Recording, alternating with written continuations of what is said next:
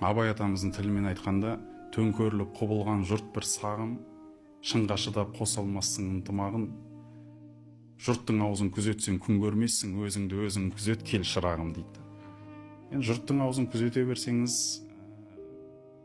кім не демейді, ит не жемейді дегендей, ол жерде айтылып жатқан сөз көп қой қазір қоғамда. Мен өз басым бұндай сөздерге көп мән бермеймін. Өйткені араб құл деген терминді мен қанша кітаптар оқыдық, қанша ұстаздардың алдында отырдық, бір байқамаппын мен. Ондай термин жоқ жалпы. Алланың құлы деген термин бар шығар.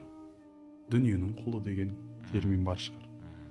Бірақ арабтың құлы деген ондай термин жоқ. Неге дейсіз ба?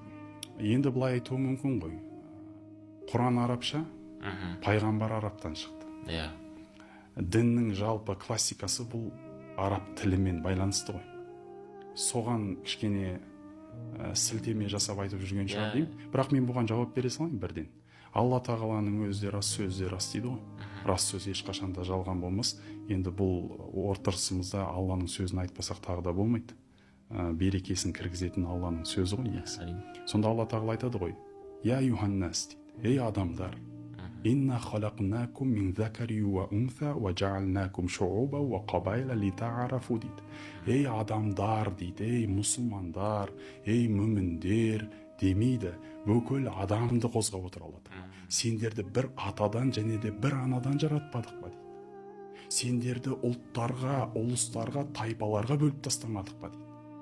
Не үшін бөліп тастадың деген кезде, сендер бір-бірлерімен араласып, құраласып, мәз-майрам болып сыйласып өмір сүрулерің үшін дейді. Алла тағала айтып жатқан жоқ арабтың діні бұл деп. Алла тағала айтып отыр бүкіл адамзатқа деп отыр. Бүкіл адамзаттың игілігіне беріліп отыр бұл дін. Ал бұл дінді ұстанатын адамдарды араб құл деп айтуға мүлдем ұят болады. Олай болмайды. Ал енді жаңағыдай ғой, ақсақал айтты, бай айтты, кім болса мейлі сол айтты, ақыл сенбей сенбеңіз, бір іске келсеңіз дедік қой. Ақылға салу керек.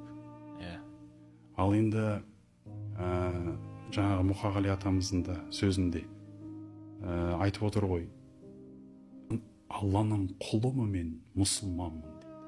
Бойымда түйірі жоқ қой арам қанның дейді. Ақиқаттың аңсаймын ағарманын дейді. Енді бұл құл деген кезде Алла тағалаға құл болу өте үлкен бір мәртебе негізі. Аллаға құл болу бұл арабқа құл болу емес. Оны да ажыратып алу керек. Аллаға құл болу деген бұл үлкен мәртебе. Оны бір бауырымыздың Сырма Өзқан деген бауырымыздың бір жақсы өлеңін оқып қалдым ғой. Сол жерде айтады ғой: Құдайға құл бол десем, білсеш бағасын дейді.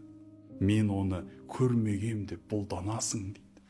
Көрмей тұрған Құдайға бүгін құл болмасаң, көрінгеннің алдында құл боласың дейді.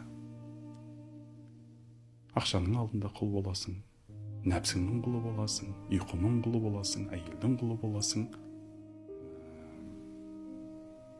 Тек қана Алланың құлы болмайсың да.